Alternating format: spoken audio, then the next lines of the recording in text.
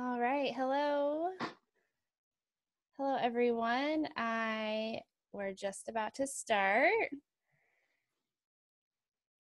Welcome. Welcome, everyone. We're just about to start.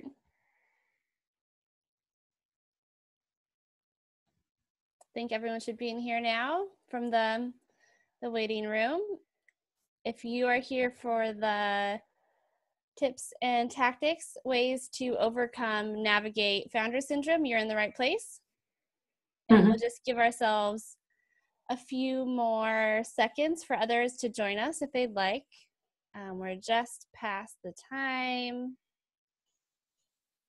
You can say hello in the chat box if you'd like. And we'll keep ourselves on mute. If I hear somebody not on mute and there's background noise, I may mute you, just so you know. Don't be alarmed. It's not personal. Okay, great. And we'll get started. So welcome. I'm excited to be here with you all to discuss founder syndrome in our teams. This is part 1 of 2 webinars, and today we're focusing on the individual cooperative, nonprofit, or individual team. And in part 2, we'll be zooming out a bit for developers and consultants on this material, and we'll talk a little bit more about that at the end. But for now, we're really focusing on the individual within a team. And I'm Rebecca. I'm the communications wizard here at Round Sky Solutions. And before we get started, the 3 of us hosting the call will tell you a little bit about our work and ourselves, and then we'd love to hear from you all and what you're working on so we can get to know who's on the call. And so I'll start with telling you a bit about our work so you know where the information is coming from. So Round Sky is a worker-owned cooperative that works with leaders, aspiring leaders, organizations that value and want to improve their democratic and collaborative processes in their teams and hone in on their leadership potential. And we do that through courses, coaching, and team or company-based trainings grounded in our collaborative operating system and processes, which we call CoLab. And you'll hear more about that throughout the webinar. And we've worked with many people and teams that are navigating through the impacts of founder syndrome, whether they know it or not. And so we're excited to dive into this and share what we've learned. And we've created an in-depth course that we're launching in May, just a sneak peek. We'll tell you about that later if you choose to go a little bit further than what we introduced in this webinar. And I'll let Alex take it from there and talk about Cooperation Works, who we're co-hosting this webinar with. Thanks, Rebecca. So Cooperation Works is the national network of cooperative developers, and our network consists of over 30 organizations and about a dozen individuals who are practicing cooperative development across sectors and in all 50 states. So our members share resources, tools, expertise to develop best practices. They create a community of practice to further the field of cooperative development. They assist groups in creating their cooperatives with business planning, board training, feasibility analysis, and ongoing technical assistance. And Cooperation Works facilitates this network. We provide professional development training to new and experienced developers, and we advocate for cooperatives on a national level. And if you're interested in becoming a cooperative developer or incorporating it into your toolkit, we are offering Building Blocks, which is the first of our 3-part training, the Art and Science of Cooperative Development, in April in Madison, Wisconsin. So if you're interested in that, you can check out our website or send me an email directly after this webinar. So now we want to hear a little bit from you, but before that, just a couple of logistics about this webinar.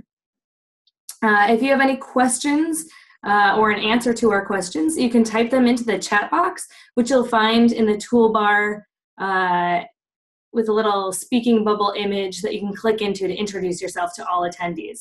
So orange on your screen, so hopefully that'll help you all find that. And we will take clarifying questions as needed throughout the webinar, and we'll leave time for Q&A at the end. So if you'd like to ask a question privately, you can choose to send me or Rebecca a message specifically, And if you're having any technical issues, you can ask via the chat box, and either myself or Rebecca will check in with you and try to work them out. Also, this webinar will be recorded and shared with you along with the resources after this meeting. In general, we'll be keeping everyone on mute so that we can focus on the speakers, and at the end, you can use your microphone to ask a question. So now, I want to give us a space to get to know who is on the call.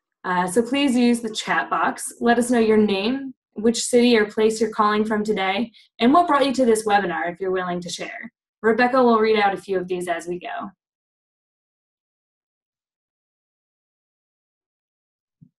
Awesome. Thanks, Alex. Yeah. So sometimes it takes a minute to load. So if you want to introduce yourself, I'll give that a moment. It looks like we have quite a few people here. Some people I know. Thanks for being here. Some people I don't know. Welcome. And it looks like, please tell me if I've mispronounced this. Mariko from Shelburne, Vermont. Welcome.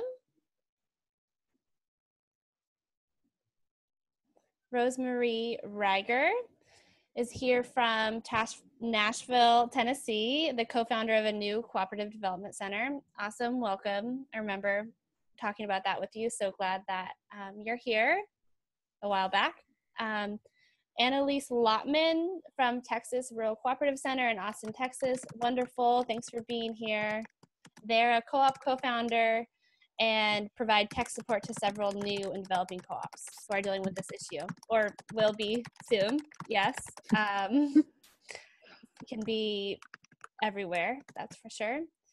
And hi, Angela and Jonathan from Blue Hill, Maine. They're founding an intentional community and small cooperative business. Wonderful, thanks for being here. Definitely founder syndrome happens in intentional communities too, and housing co-ops, so I'm glad you can be here with us. Iris Sullivan from Astoria, Oregon. I'm sorry if I said that wrong. Scorcher Artisan Cooperative. Awesome, welcome, glad you're here. Joe, we're a worker-owned bakery cafe for 13 years in Astoria, Oregon. Awesome. That's really exciting. And David Barash here in Vermont. Great. Thanks everyone for being here. Keep introducing yourselves. Feel free to say hello to each other if you'd like. And we'll introduce ourselves, and I'll send it back to Alex to tell you a little bit about herself. Great. Thanks so much, Rebecca. So as you all have probably figured out, I'm with Cooperation Works. I'm the executive director, and I've been with the organization for just over 2 years. And I've been involved with cooperatives since I fell in love with my student housing cooperative over 10 years ago. Since then, I've co-founded the Cooperative Food Empowerment Directive and was the first operations manager for the Berkeley Student Food Collective, in addition to some other smaller projects, cooperative projects around the Bay Area that I've been involved with over the years.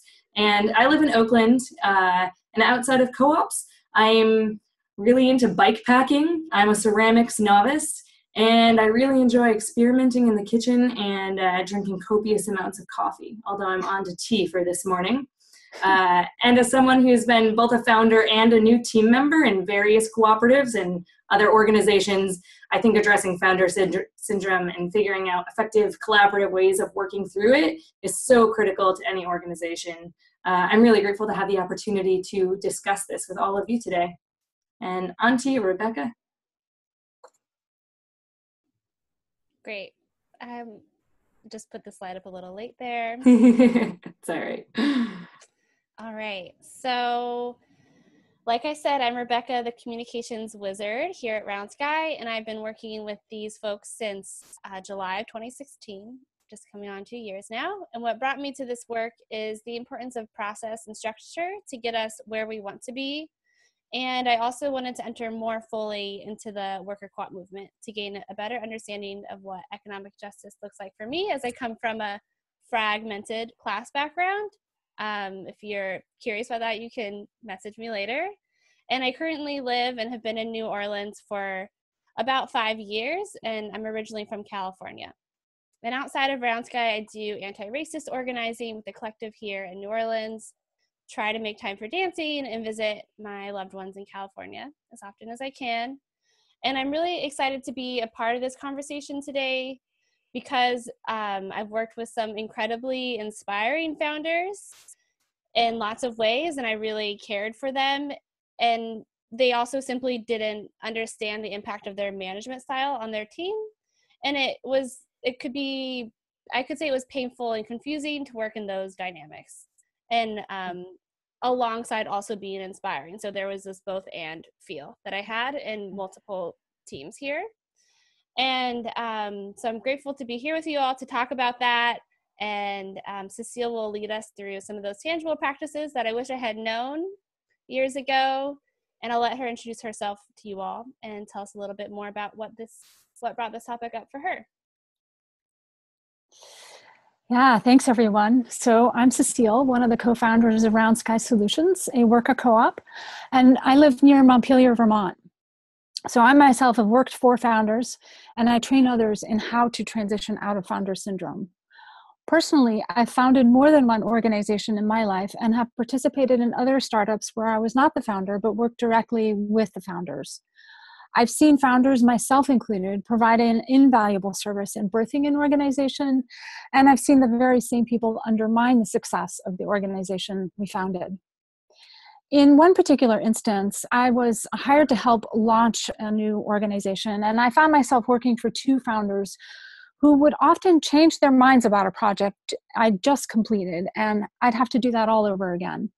They were almost always rushing down to the very last minute to get stuff done, which resulted in mistakes and then took a lot of my time to fix those mistakes.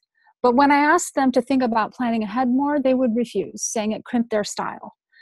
Many of the suggestions I and others had for how to improve what were frustrating and demoralizing working conditions were met with resistance to imposing any structures, especially on themselves, saying that the structure undermined their creativity. So I was left with few options, and motivated by this experience, I took up a deep dive into organizational and individual development in search of a better way of working together. In particular, I was curious about what power is and developed some theories about power to map or explain the dynamics I commonly saw in organizations. I synthesized the research I'd been doing with my challenging career experiences, and from that research, created a map of what organizations need to communicate about and a set of processes called CoLab that reliably deliver healthy forms of power in action, including much more fun and engaging relationships with founders. I published Collaboration That Works, a ruthlessly practical handbook for a generative world, as a training manual that summarizes this research and introduces CoLab for organizations. So today I'm delighted to be here with you exploring ways to overcome founder syndrome. And during today's webinar, you will experience, we will examine some of the common issues that teams and founders face, including an understanding of founder syndrome. We'll also learn some tactics for dealing with founder syndrome, whether this is one person or a group of founding or longstanding members, and how to get smooth collaboration as an employee as well. And we'll wrap up with talking about some tactics for smooth collaboration from the founder's perspective. And we will give you some next steps to think about and definitely have a Q&A towards the end. So back to Rebecca for some sharing instructions. Great. Thanks, Cecile. So before we launch into the content of this, we really like to know what brought you here, what kind of experiences are you coming from? If you'd like to share some of those, I know this can be a little vulnerable, possibly, depending on where you're at with your team. And so if you want to share in the chat box, just what your experience has been with founder syndrome. And you can share if you're a founder or not, maybe what the experience is as a founder. And I'll start, while you all are thinking about that, I'll start sharing mine. And so in some difficult, I kind of alluded to this earlier, but in some difficult collaboration at a nonprofit I worked at a few years back, I found that one reason my job was particularly difficult was because my boss and the founder would go through a process of collaboration and with our small staff of about 4 people. and he would ask us what we thought, but then after would decide not to take any of the work we did together for his own ideas. Like he would just basically nix it all out. And which was really frustrating because we felt like our time was disrespected, and also that he didn't actually want to know what we thought. Although I don't know if he knew that he was doing that, but the process that he put us through in that was really frustrating. So I think that's something that I've experienced in more than one team with founders, this desire to have a collaboration and get everyone on board and build leadership, but then not a real commitment to that at the same time. So that's my example. And while you all are possibly sharing yours in the chat box, if you'd like, I'll let Alex share hers. I'll welcome you to share yours. I'll let you. Thanks, Rebecca. Yeah, I'm really excited to hear what other people have experienced with this and why they're all on this call today. But what comes to mind for me is an organization that I was a part of where one of the founders was very charismatic. They could raise the energy of any group. They had a very strong vision, and they were really good at getting people to donate to the organization, which all sounds great. Those are all really things that a startup organization needs. But as the organization grew and more perspectives and skills and personalities came into the organization, were contributing to its growth, and really were just putting themselves fully into it, this charismatic personality really became sort of a stumbling block. The visions, desires, and needs of newer people were often ignored or overridden. There was massive communication breakdowns, and newer folks were often treated dismissively or were patronized. And obviously that's a pretty demoralizing situation. And ultimately there was a lot of frustration and a lot of issues that were set in motion that the organization would later need to deal with in order to function smoothly. And there was a lot of time later put into handling all of that that could have, with some guidance been addressed ahead of time instead. That totally know what that feels like from my own perspective. And thanks for sharing. And David Dunn shared that they're a lawyer in Brattleboro, Vermont. They work with a number of nonprofits and have dealt with founder transitions with successful nonprofits, and currently is about to begin that transition process with another successful nonprofit. So that transition out, if a founder is really kind of taking over in some ways or maybe not, it's hard to transition out of that, from that, all the work that the founder has done, because they tend to take on that. That can be difficult to transition out. Would love to hear more if you want to share that from your perspective. And some other folks, let's see if I can make this a little bigger. And someone else shared that as a founder, they've been challenged to transition out of a role of primary leadership while still remaining active and supportive in the co-op, and went on maternity leave, congratulations, was able to use that time to totally unplug and give the new leaders some time to find a voice without me. But now seeking their place as they get involved again. Yeah, that sounds really exciting, but also uncomfortable, seeking your place again in this place you found it. Yeah. And then someone else shares previous experience when freelancing. They observed a founder pitting team members' work against one another to extract the best ideas, wasted effort and depleted motivation. And another currently working with has a founder whose vision, it cuts off there. If you want to continue, you can.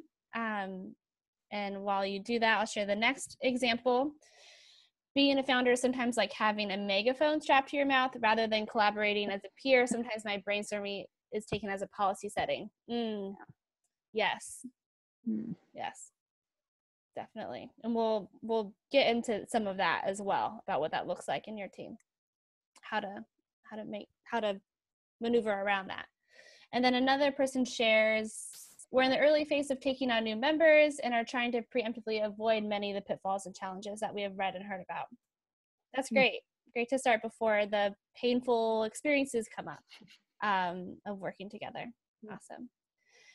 And I'll just give this back to Cecile so we can get into it. Yeah, thank you so much for sharing, everyone. Some really awesome examples there. And I'd like to start by looking at a definition for founder syndrome. So, and I'll read off this quote just for the sake of those who might be listening only in the future. But founder syndrome refers to the challenges associated with organizations that have one or a few strong personalities in power, usually the individuals who started the organization, but sometimes also applies to charismatic leaders who have assumed power after an organization was formed. It's important to remember that founder syndrome is an organizational problem with causes stemming from both the founder and the followers, and undermines an organization's ability to smoothly collaborate. So we'll start by looking at the problem from the perspective of employees and then move to looking at it from the perspective of the founder.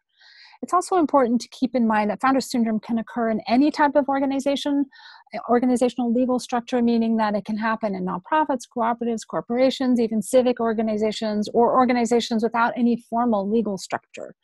In other words, founder syndrome is more fundamental than a legal structure. So it really refers to the influential powers and privileges that a founder exercises on others, and it's attributed to the founder. The use of the word syndrome further suggests that unhealthy organizational situations in which founders are more heavy-handed and indifferent about the imbalance of their control over the organization. So that's a rough working definition for all of us, but I want to spend a little time going over a list of the common symptoms of founder syndrome. And I also want to invite you, if you're listening to this list, if you think of any others that you've experienced, please drop those in the chat box. But the first common syndrome is that decisions are made by the founder often without input from others. So one of the comments that was just recently made, that even people will take your brainstorming as decision. This is very classic of being in essentially a place where people are expecting something from you that even you might not want to give. Another common symptom is the founder is deferred to in all matters regardless of their actual expertise. In addition, the founder really becomes the cornerstone of the organization's identity, and this stems partially from the tendency of founders to be rather charismatic, and so they can perform a very invaluable role for the organization. It only becomes a problem when it's really becomes too foundational to let others in. Also, snap decisions and decision reversals are common without any explanation, warning, or consideration of the impact to others.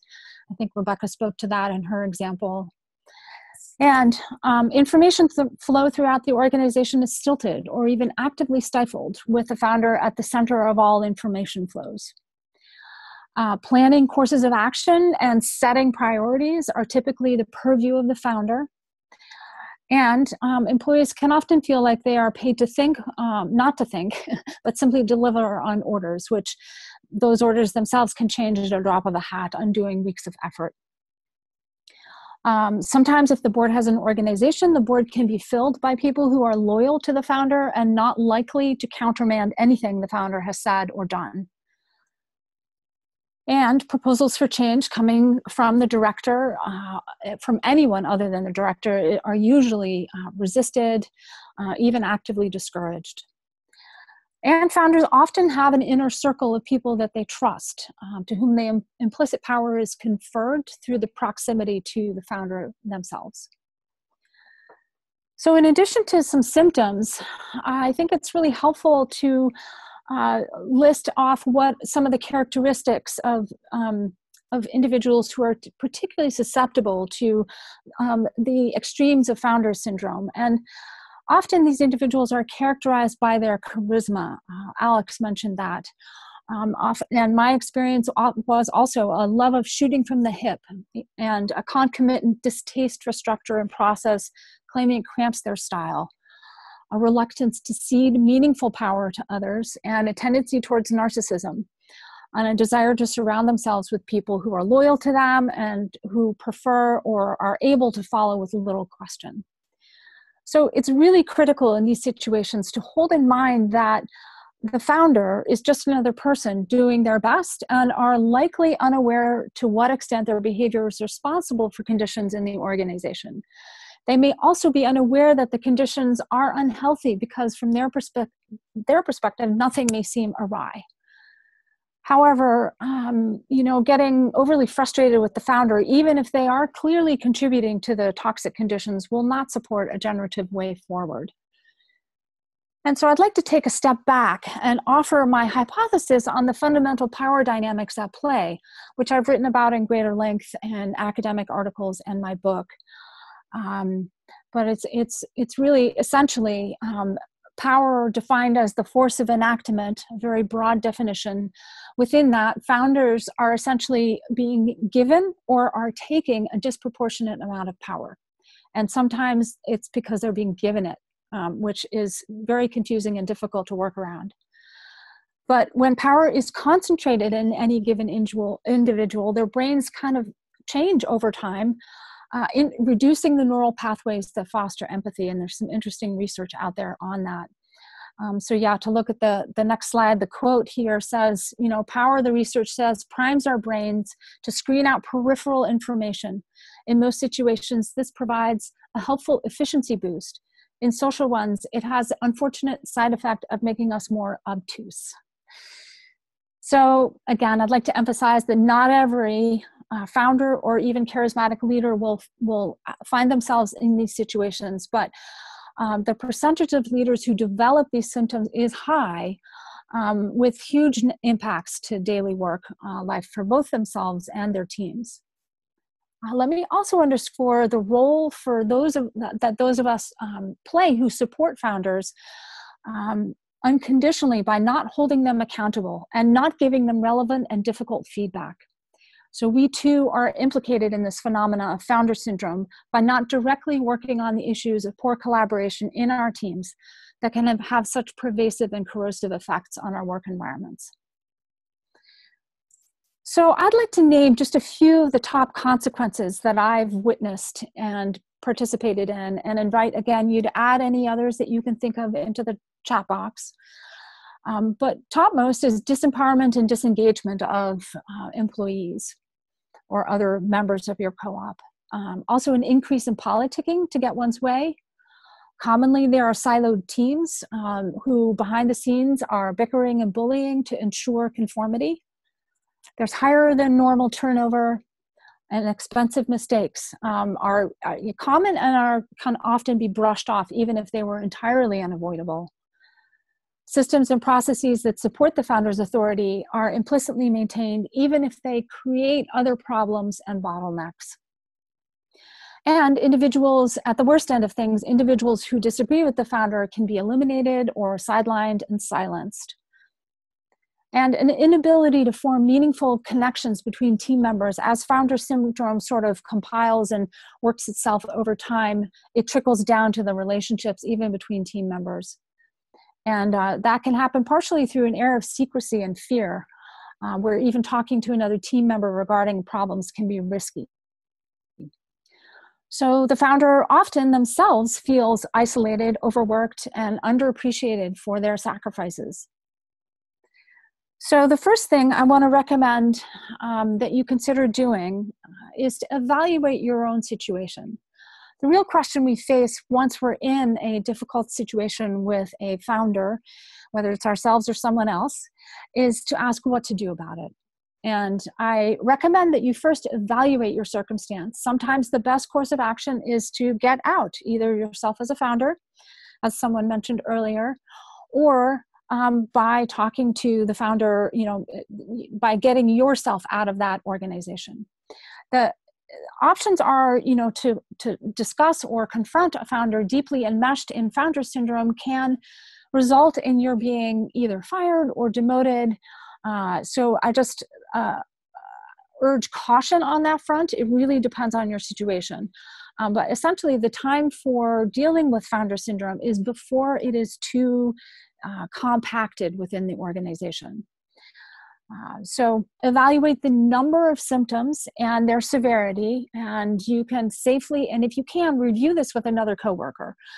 and partially to just check your own perception of the situation. And if your conclusion is that the rating of the situation is moderate to severe and you're not willing or able to stick around with this dynamic, I recommend that you make your exit plan.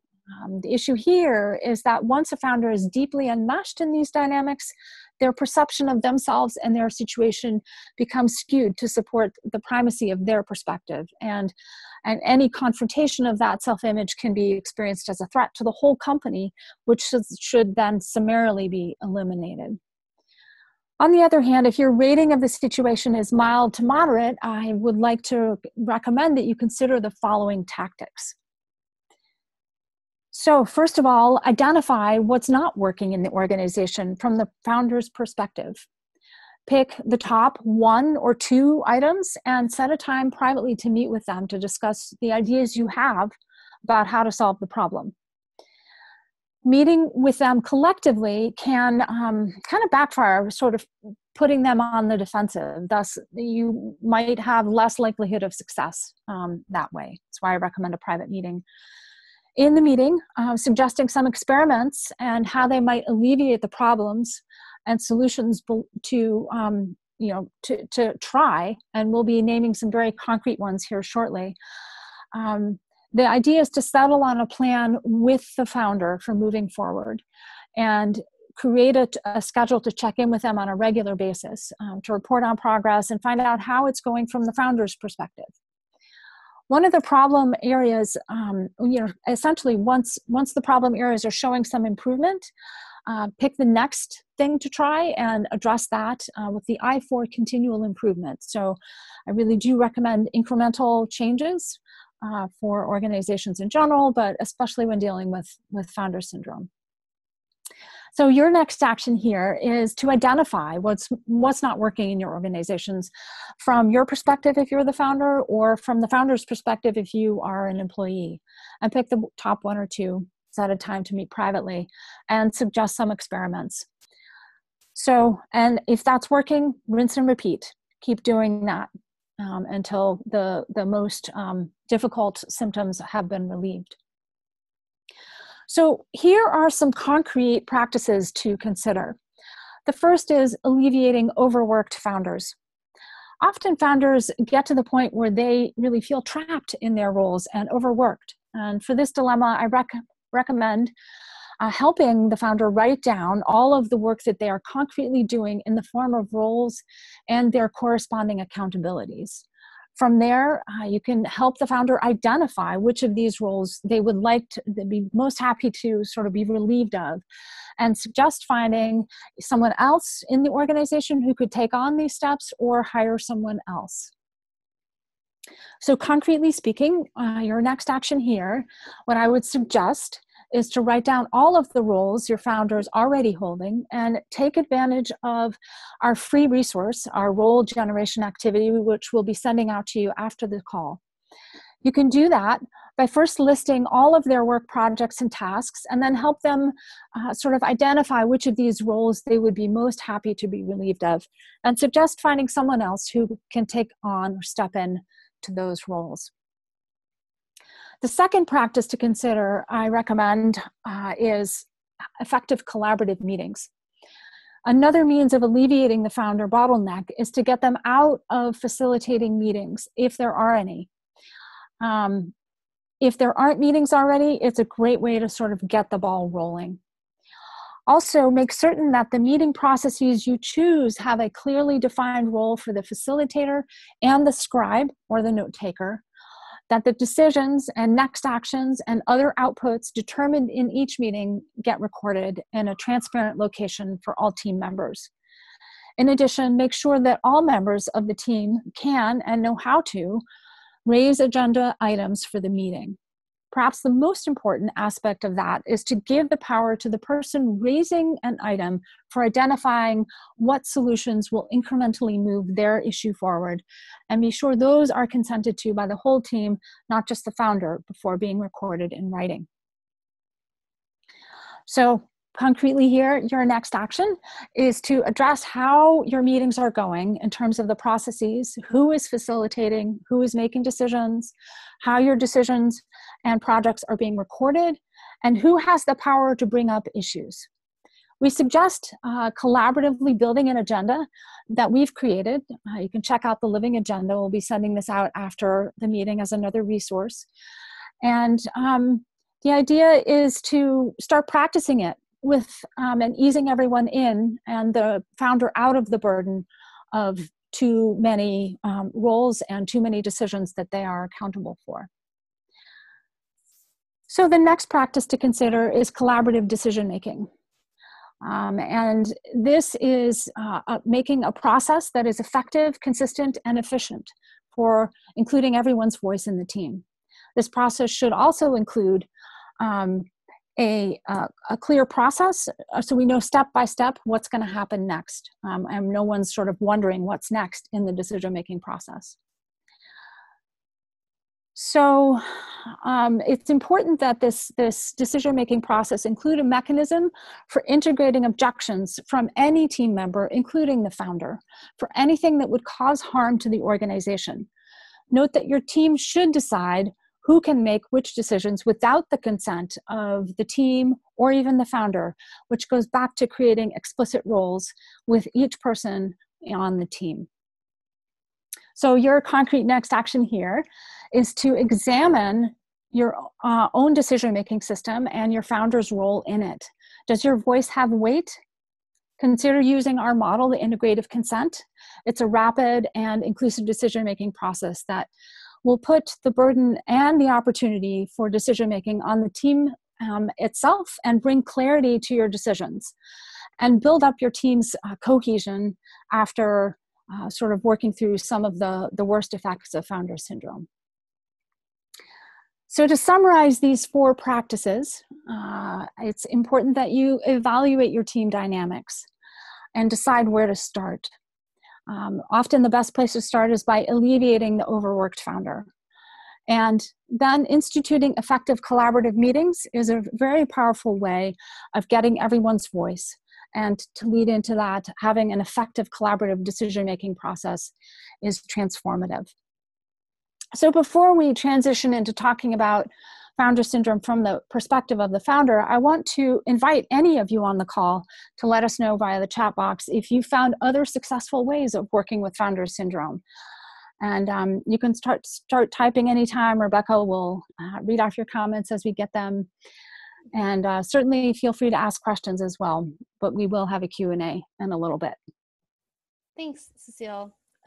So great to be reminded of those practices that you just shared. And David Dunn has shared a few things as you've been talking, and one really feels connected to ours around they ask their nonprofit boards and founders to focus on the candy, those things that give true joy to the founder, which I think from what I'm reading here, it's very similar to like a role to soul fit. Is your team members, your founder especially, doing the roles that bring them joy and will give them a happy workplace? Sometimes we can't always do our role to soul fit, but at least knowing what that is can be really useful. And they also mentioned that identifying that there's trust between the person and the founder around when they're trying to alleviate the work and the stress, because that trust can be so important to making movement forward. And if it doesn't work out, then maybe they're like, well, it didn't work out that time, so let's not do that again. It can ruin all future attempts. I think that is very true to us as humans working together. And then Joe suggests that they've been using sociocracy to create equivalence and make decisions together. Nice. Yes, I think understanding your decision-making process as a team where everyone knows what to do is so important. Stressing that structure, whatever that may be. and examining that. And if anyone else wants to continue to add things that they've been doing that's helped prevent some of these founder syndrome symptoms, please keep sharing them. Yeah, thank you, everyone. That's really valuable.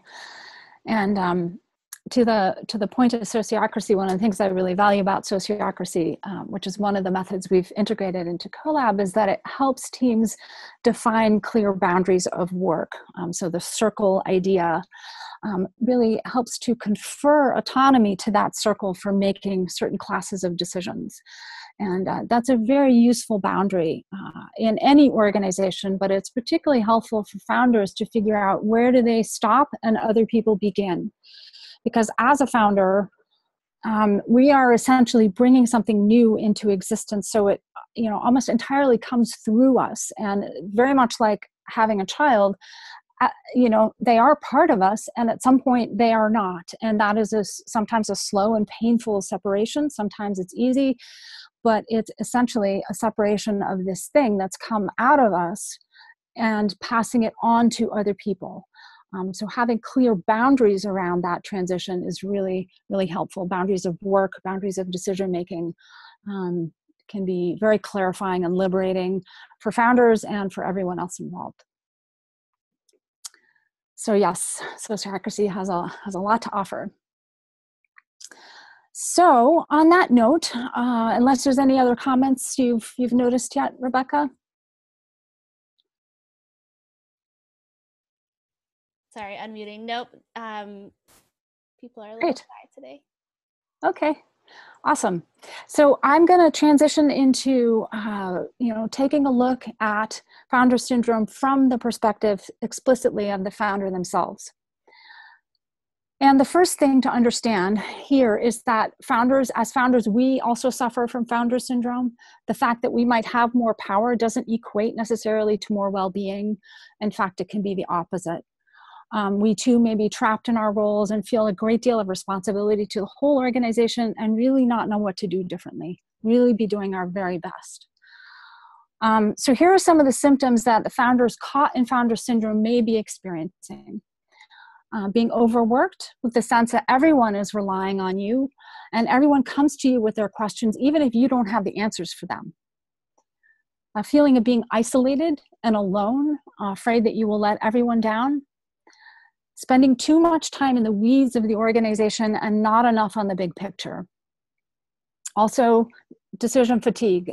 Being the one to make all or many of the decisions in an organization can lead to exhaustion and actually reduce one's ability to make good decisions. And a sense of being on a pedestal, and any attempt you make to actually come down off it can be met even with hostility or suspicion. It's a bit of an odd thing, but it's definitely part of the symptoms. A feeling of being trapped, underappreciated, and criticized behind your back, while at the same time being adulated. So founder syndrome is not just caused by power-hungry narcissists that seek to dominate an organization. Can sometimes be the case, but more often than not, founder syndrome is the byproduct of both the leaders and the followers. Many people just want a strong leader to rely on and shy away from responsibility and pressure. They want to be able to leave their jobs at home, leave their jobs at the office rather, and go home carefree. Being a leader, holding a lot of responsibility can be challenging and painful. And even if you are the leader that also care, and even if you care, it definitely goes home with you and keeps you up awake in the middle of the night. So the pleasant side of being a founder can be hard to find, actually, and it can seem nigh impossible to get out of your dilemma, out of your position, short of walking away from the whole thing. So what can we actually do about this? The good news here is that there are some remarkably effective tactics that you, as a founder, can implement to get your organization and yourself out of founder syndrome. And if you're just starting, these are tactics you can employ from the beginning to prevent it. So I can say from my own experience, since I've been a founder with these practices and without, that it makes an enormous difference to start from the get-go with a clear set of practices that are going to prevent founder syndrome. So for these solutions, first and foremost, I recommend using the power that you have to implement a collaborative operating system throughout your organization. This is the most effective and most far-reaching action you can take. And it really enables the entire organization to have a way of communicating that, that enables everyone's voice. So every organization already has a communication operating system. It's often implicit and not consciously constructed to deliver desired outcomes or to be collaborative in nature. So implementing a collaborative operating system will enable you to distribute the power you currently hold to others in your organization and have them hold each other accountable, thus taking you out of the bottleneck you are in. So distributing power to others doesn't mean that you have to lose control over everything that happens, which would be scary indeed and inadvisable. Any transition like this must be given the time it needs to happen incrementally with checks and balances. And if you're curious about organizational operating systems, please check out CoLab. It's researched and synthesized and tested in organizations to produce collaborative communication and distributed power. So one of the benefits of a collaborative operating system is that it will enable you and the organization to collectively revisit and clarify as needed the purpose of the organization. So that's the biggest possible vision for what's happening, the business model and the strategy and the governance of an organization.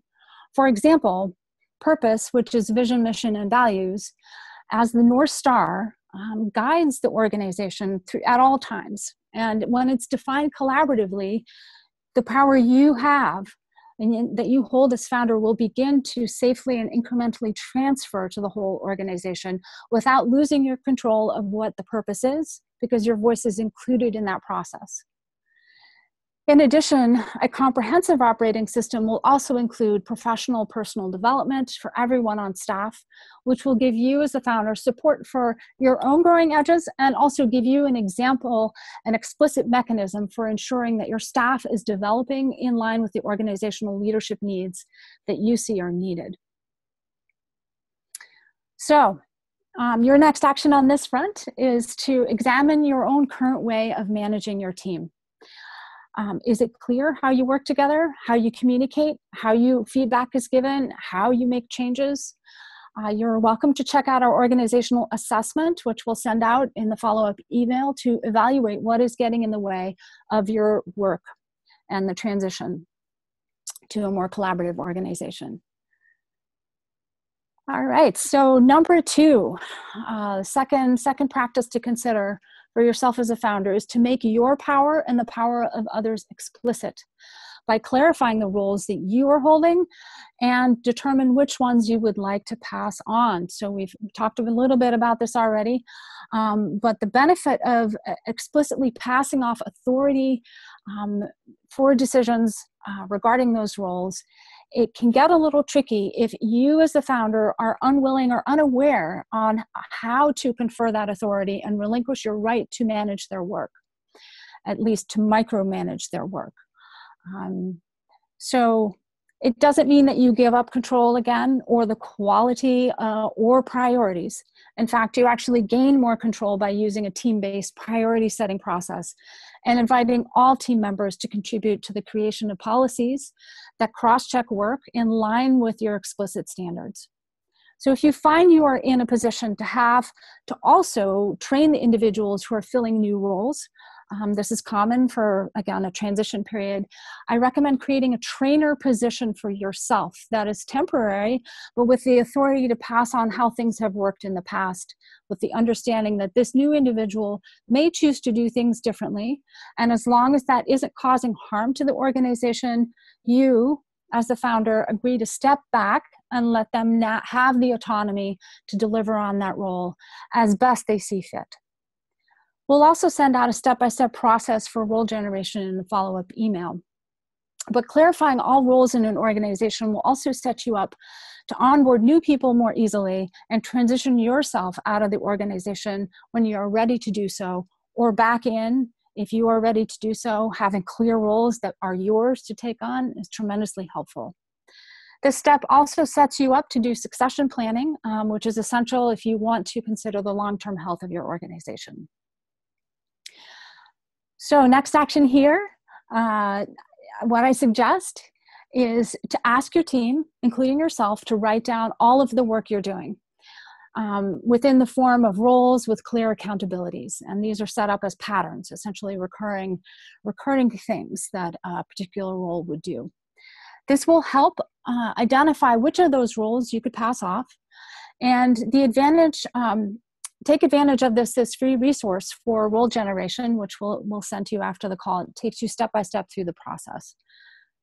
So number 3, the third recommendation, is to set up a collaborative accountability system and reduce the number of hours you spend in one-on-one meetings with your direct reports. One of the most effective ways of getting yourself more time and increase the capacity of your team to lead is to reduce the number of these one-on-one meetings that you hold. Instead, institute a team-based, rapid-fire collaborative accountability system, including a transparent location for project and task tracking. This tracking system can be virtual or physical, just depends on the needs of your team.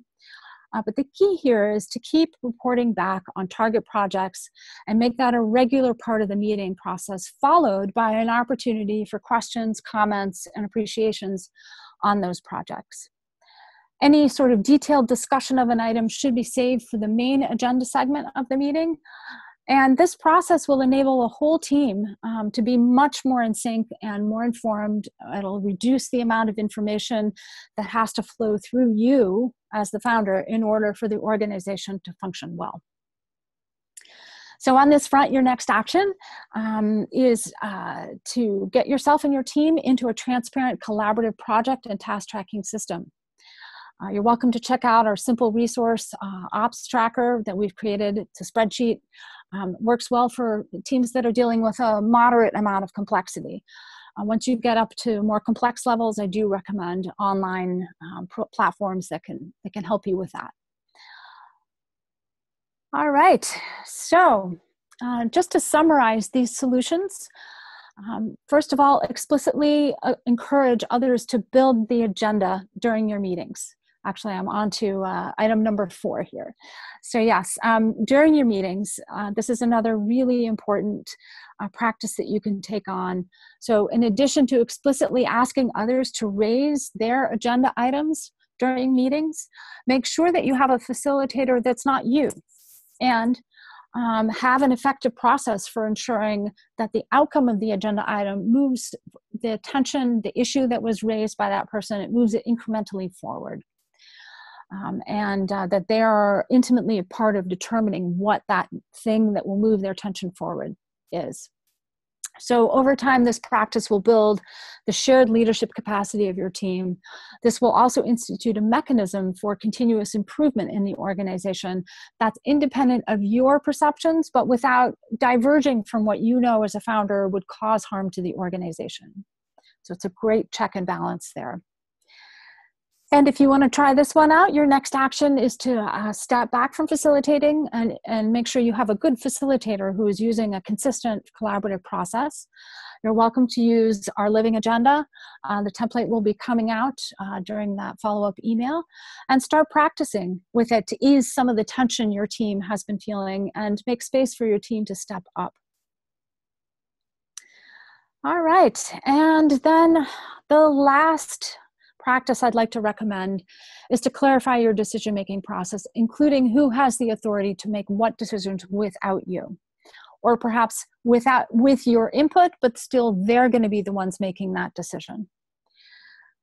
So creating this organization-wide standard for decision-making can be liberating for both you as a founder and everyone who works there. It's critical, however, to choose one that can be reliably works. There's a lot of decision-making models out there, and you may choose to use more than one in your organization, as we recommend in CoLab. But it's important that the entire organization understand when which type of decision-making should be employed.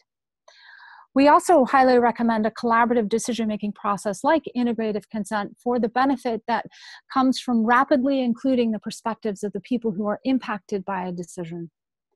So we'll send this step-by-step process out in that follow-up email.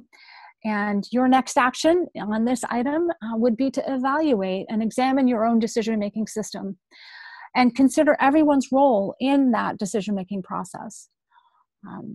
And the ability to use integrative consent will help put the burden and the opportunity of decision-making on the team. It'll bring clarity to your decisions and build up your team's cohesion. So now we're ready for the summary of these points from the founder's perspective. And again, first, it's great to evaluate your own situation.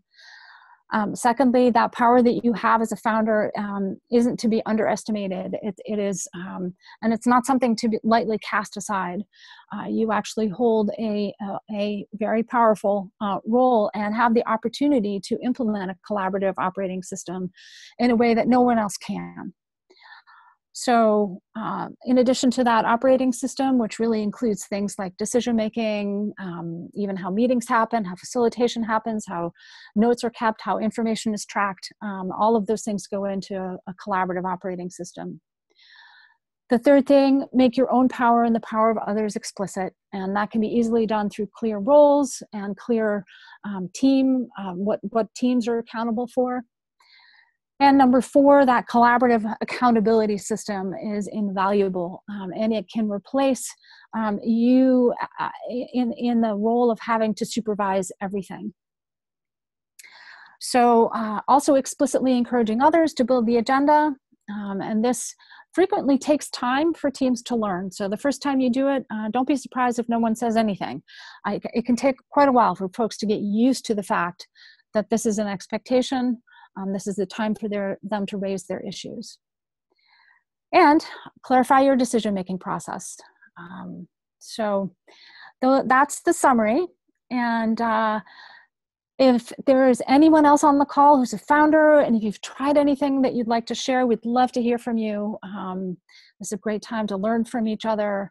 And feel free to share your thoughts in the chat box. And Rebecca, again, will read off some of those for us. Mm-hmm. Yeah, thank you so much, Cecile. So just want to repeat that invitation to share with us anything that you've tried as a founder, or maybe your founder themselves tried this and you'd like to share that with us. You can do so in the chat box. And I'm sure you're all here because maybe what you've tried hasn't been enough, but any advice is helpful. And I'll let you all think about that as we give you some options for what to consider in the future. And when okay, there's one here, but when we come back around, if you have other ideas, please do include them and we'll read them out in the Q&A if you're on your phone and you can't see the chat box.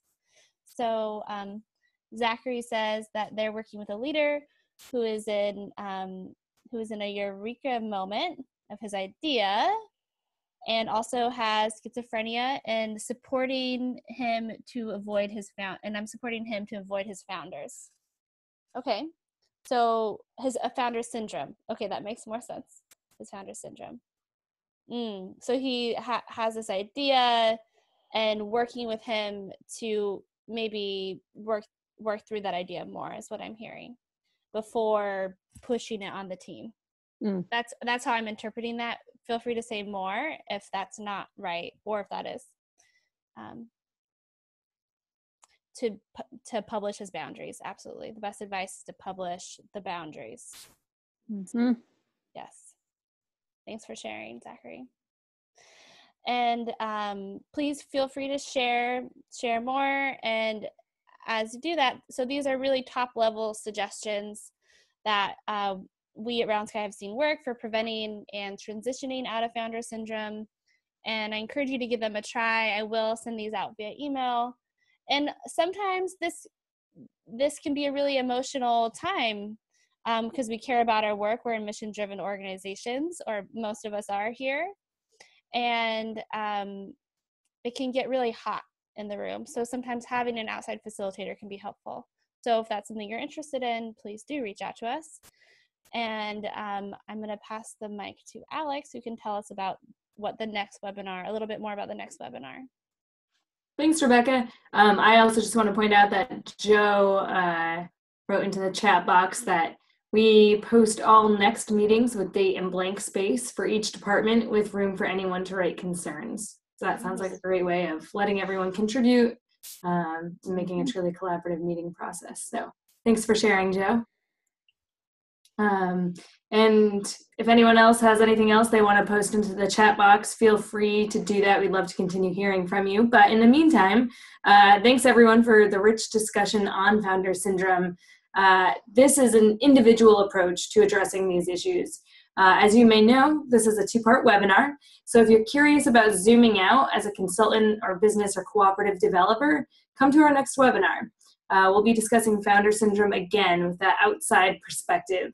And that webinar will be held on Thursday, April 5th at 1 p.m. Eastern, that's 10 a.m. Pacific, and we'll send out a registration for that free webinar after this call. Great, thanks for sharing. And we'd love to have you all here. If you know anyone else, please do share it around. And then the next thing, as we're talking about how we deal with founder syndrome, this is really energizing me because it has me reflecting on my previous workplaces. I'm even actually having dreams about my previous workplaces, which is really interesting. And I personally wish that I had this kind of support and ideas for how to incrementally shift those really uncomfortable, dysfunctional ways that we were working together. And so I can see how the founders I worked for felt just as unhappy and helpless about the dynamic as I felt in the moment. So with that, I'm really energized to share this information with you all, and that we're launching a new course on this topic of how to deal with founder syndrome. We've run this webinar a few times, and we keep getting people interested, and sometimes the same people. So we really are excited to offer this space to go a bit deeper than we can in an hour and a half. And so whether you're a founder or a team member, this course will be using the wisdom and energy of people from multiple realities to craft that workable plan of action. And you may have noticed that some of the next actions were very similar between what Cecile suggested for team members and founders, because it is similar, and it's just coming from a different place in the organization of how you do that. So if you notice that, that was on purpose. And we're offering this because, like I said earlier, sometimes working through some of these issues can be complicated and messy as we care so much about our work. And that makes it difficult to sort through some change when we're in it, when we're stuck in it, right? And so the course really will expand on what we've talked about today. So if you dive into these next actions we gave you in the webinar, and you'll really start to see some change, and this is an invitation to take that a little further. And so just to talk about some logistics, it'll span over 4 sessions in May on Thursdays from 1:30 to 3 Eastern. So if you're available right now, you'll likely be available in May. And you can see the exact dates right here on the slide. And we've really designed this to be hands-on and interactive, and you're going to get direct advice to your situation if you want it, of course. So you'll get support to really analyze what's going on in your team and your part in it to understand where to go from there. And these 4 weeks will also be creating a community of like-minded people who are working towards the same things that you are, which is so powerful for meaningful change in our teams and to bounce ideas off of each other, as we've done somewhat in the chat box here, so that we can really make the teams work better together, so we can do what we joined them to do in the first place. Yeah. And I'll just briefly talk about the curriculum, and after this we'll take Q&A, so definitely hold those questions. So over the 4 sessions, the first one will really be diving into what's happening in your team, and what founder syndrome is such a big thing and kind of overwhelming. So we'll really be analyzing yourself and your organization in that together. And then the second session gets into more of more of looking at our meetings and help create the kind of workplace we want to work in. So who has the power to speak up in these meetings, as Cecile was mentioning earlier, around facilitating, and how do we really move our work forward where everyone's on the same page outside of bossing people around, which can feel dehumanizing and patronizing to everyone, especially in these mission-driven teams where we're trying to create a different world than what we've been experiencing, right? The same dominating aspects of the world that many of our teams want to recreate into less dominating. And the next session will be about if you do examine your meetings and how the information created there and shared there is a form of power in your team, you'll notice that big difference. And then we get into who is doing what work, and that allows us to visibilize those who are taking on too much, often founders, and gives an understanding of what people are actually working on. And we'll discuss how to get people to step up in your team. We'll work on that. You'll have next actions to do that. And it'll be more than saying, come on, everyone step up. Come on, be a leader in this team. I want you to be a leader, which I've heard some people say before that's like in their mind, that's what they're repeating, like, oh, please step up. So you'll have some other ways to supplement that phrase. And we'll also end in the fourth session with some clear movement forward, with clear, tangible plans and ways to stay connected to each other so that you are continuously checking in on this change that you want to happen. And we'd love to have you all in our course to really dig a bit deeper. We're offering an early bird price of $150 for all 4 sessions, which are going to be super hands-on and interactive. And then afterward, it'll go up after our early bird of April 6th. So after the day after the next webinar is when that is. So I'll send you more information about this in our follow-up email, along with all the other references we made in this call together, and the recording and the slideshow. So you'll get a lot over the next couple weeks of this information from me. And so with that, I'd like to circle back to any questions or comments you may have. And there's not very many of us on the call, so if it makes sense to speak your problem, you can. If you want to talk about what's happening in your team and get some advice here in the next in the next 10 or so minutes that we have scheduled, we'd love to give you that support. There was a comment from Joe just on charisma, and the question was steer toward minimizing charisma's role in the business or try to distribute the task of being charismatic? Oh, I love it. Such a great question. I would tend towards distributing the charisma rather than trying to put a damper on it. Charisma serves a very important function in inspiring not only a team, but those outside the organization who want to or might want to invest in it. So I think a better approach is to help other people sort of step up into that charismatic space as they're able to, rather than dampening it down.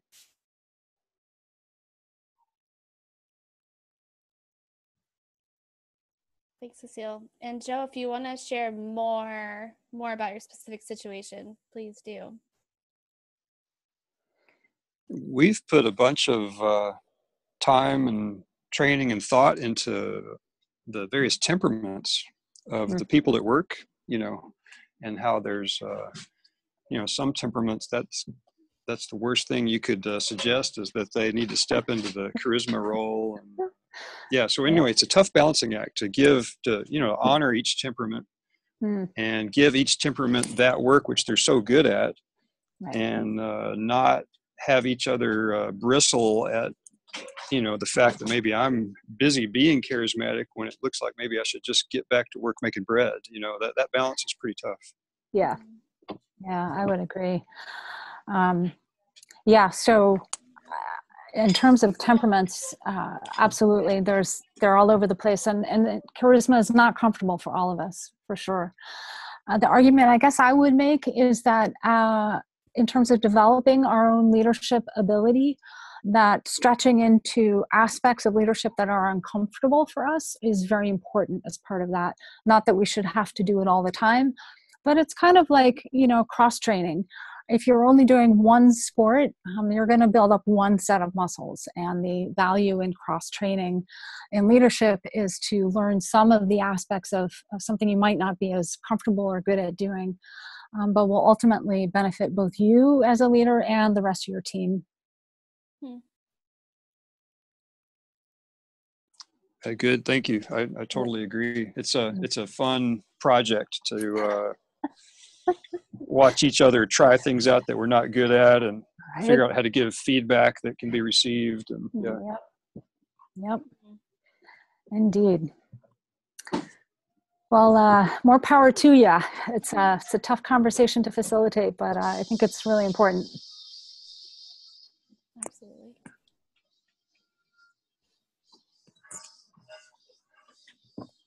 Do other folks want to ask a question? You can unmute your mic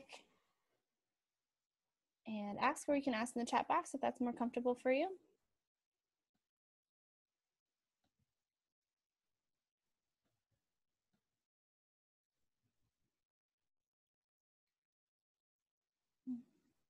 And while you're deciding what your question is, if you have one, or working up the courage to do that, there are some questions that we've had in the past that may be helpful for this group of people.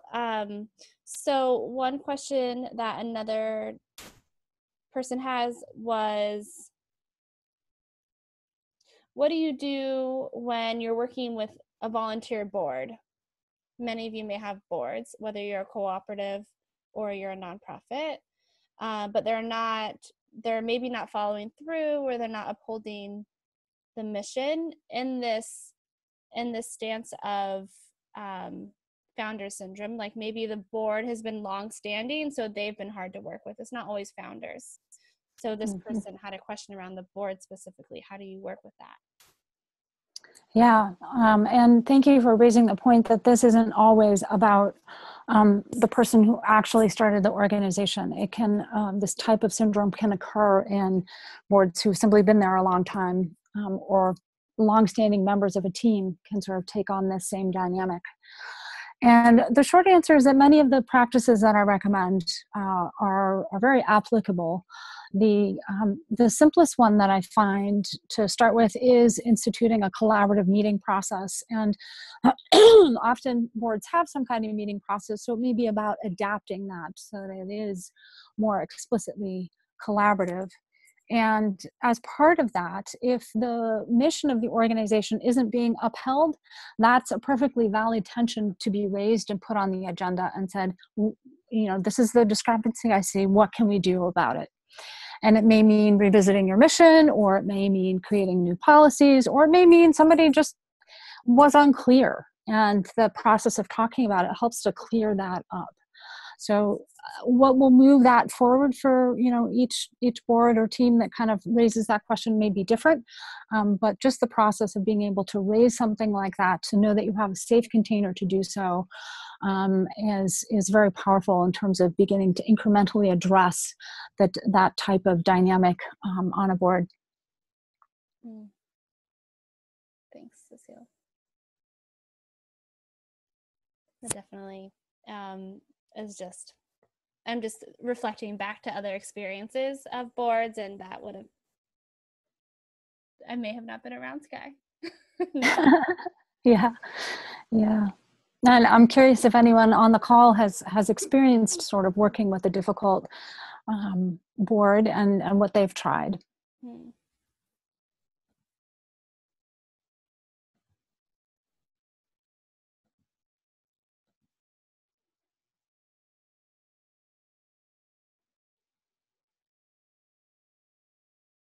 Oh, David Dunn posted a comment about this. With stagnant volunteer boards, I often suggest creating a more energetic executive committee or ad hoc committee of board members who have more commitment capacity and tasking that subgroup with the issues. Yeah, that is good. Which sounds also like a mix of evaluating roles in the board. Yes. Yep. Great. Well, we have time for more questions. If anyone has more questions, please ask them now. Otherwise, we'll say our goodbyes. We'll give you a few seconds.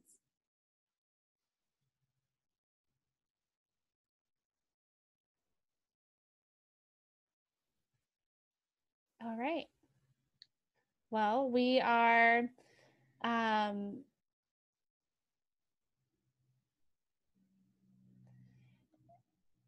we do have a comment. Zachary, is that a question? I have found people in the health system who talk a lot are revisiting broken relationships. Is that around, do you want to say more about that? Or is that a comment to add to? Is my mic working okay? Yes. Yeah, sorry, I can't type as fast. I'm in between different roles, and I have been constantly trying to influence the support team around me, and there's a lot of similar themes about being transparent. It seems to change the way other people's brains work, so people are more trusting, and people give you more risk, and they allow you to take on more personal risk when their power is over you to support you. When you give them the transparency, and so at the moment I'm on the theme of founders syndrome. I can't reach the founder of the group that supports me. There's a massive wall. If there is any founder syndrome, it's down to the management team, and they seem to be very possessive over leading the meetings, and they seem to be quite protective, because they feel that they're under threat if we try to suggest improvements as service users. So there's this threat that surrounds them. So I can tell it's there, but I can't reach it because I'm not on the board. I'm not a trustee of this group. But what I can take from this learning is, like, in a different context in my life, my role is to support this guy who's been constantly in a eureka moment of and unable to let go of, because he's working with companies and he's really scared that everything's just going to get taken from him. So, but with a charismatic guy he is, like, he's really appreciative if someone can help him find language for that. He hasn't got the language for that because he's not. So he's almost surprised when someone understands him. He talks a lot. He's very possessive over his ideas, and he's very surprised. Like, he's got maybe 4 close friends, so he's already developing that founder syndrome dynamic. Yep. 4 close friends who can understand him. He's got some other friends who he's got like an outer circle who are but he can't trust them to not just take his ideas and walk away. So he struggled to leave the eureka moment, and I imagine that when he succeeds, then this is going to be really damaging or dangerous for him. And I don't think it's going to damage others, because they're less likely to get involved unless, like, once this service or whatever he's building materializes, then I hope that I can support him to publish because he doesn't feel that a collaborative model is right for his ownership, and I can see it working. As being a service user myself and also advising this guy, I'm just grateful that it's been talked about, and that there's a lot of useful methods here. And I'm just thinking, I mean, I couldn't really write it down in the chat, but and I also, maybe I can't formulate like an intelligent question from here, but and which is probably what I'm struggling with here. But it's I've already like heard like the founder syndrome methodology from you before, Cecile, and like last time. It's good to revise it, and I think I'm grateful still. I think that when you're looking at in mental illness and you're seeing that it's like a raw version of this founder syndrome, that's like like raw, like embedded, but there's stuff going on that when you're dealing with someone who you're trying to support from the personification of charisma, I actually managed to reach him, and by trying to give him the warning signs and trying to be that guide to give him the warning signs and try to influence him to publish and to share, like, what is it about the nature of feeling like your whole project is going to be taken away from you? Yeah. What is that? And make it available so for people to take what they need. And it's fairly complex. Like, from there, the information architecture, I can't find the words, but there is something there when you're dealing with someone who is who does not see the parameters yet. But I'm trying to shape that. Sorry for not making that a question. So that's difficult at this stage. Yeah, I totally understand. There's a couple thoughts that came to mind as you were speaking, and love to hear from others on the call too. But it sounds to me like one of the things you're struggling with is how to help this individual out of, or to not sort of bring about something that will be founder syndrome in nature for him or the other people that work with him, and that while you're trying to sort of show him what some of the negative consequences might be, I think that's important. I also hear you talking about empathizing with him and understanding where he's coming from emotionally around this. And I too feel that it's a really important place to start, especially when there is strong emotional things going on for an individual. That beginning with empathy is a critical foundation that enables everything else to sort of the rest of the conversation to possibly happen. Prior to empathy, it's really hard. Like you're saying, this guy is sort of wrapped up in his fear that people are going to take his ideas. And I think until he really is heard and held in that fear and validated for that experience, that it's going to be hard for him to step back and go, okay, all right, I understand, I'm afraid, but there's other things here that are important too. And on that front, I might also present to him if he really wants his ideas to flourish, that it's unlikely that he as a single individual will be able to bring his ideas to fruition. So he needs midwives. He needs other people. If he wants his vision to come about, he needs them. And so the question then becomes how to make that work in a way that doesn't undermine his role as the person who's bringing it forward, but doesn't also constrain the other people. It enables them to come on board. Thank you. Yes. I think that's really valuable. And I'll try and think of it like that as well. I'll try and think of that language and how to develop that with him in the future. Thank you very much. You're welcome. Thanks for being here and sharing. Yeah, thanks. Thanks, Cecile. Zachary. Nice to. Thanks, Rebecca. To hear you again. Thanks. All right. It's really so important. I often forget the empathy myself. So as that, we have if anyone has more questions, feel free to reach out to any of us. Our emails are here. Thank you for being on this webinar with us, and you will be hearing from me very soon. All right. Feel free to open your mics and say goodbye if you'd like. Thank you. Bye. Bye, everyone. Bye. Thanks so much for being on the call. Yeah. Thank you.